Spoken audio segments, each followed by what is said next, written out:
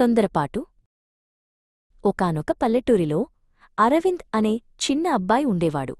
అతనికి మిత్ర అనే ముంగీసతో మంచి స్నేహం ఉండేది. అరవింద్ తల్లి సరళ పొలం పనులకు వెళ్లేటప్పుడు అరవింద్ని ఇంట్లోనే వదిలి వెళ్లేది.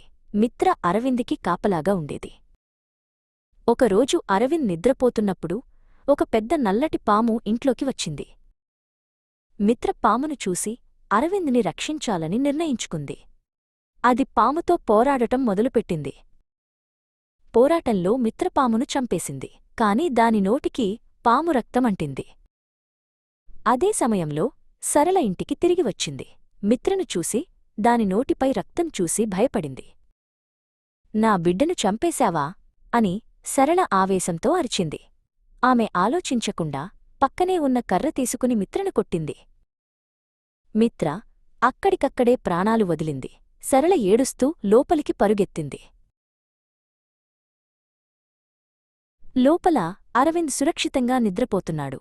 పక్కన చనిపోయిన పామును చూసి సరళకు విషయమర్థమైంది. సరళ తన తొందరపాటు చర్యకు చాలా బాధపడింది. ఆవేశంలో ఆలోచించకుండా ఏ పని చేయకూడదు అని ఆమెకు అర్థమైంది.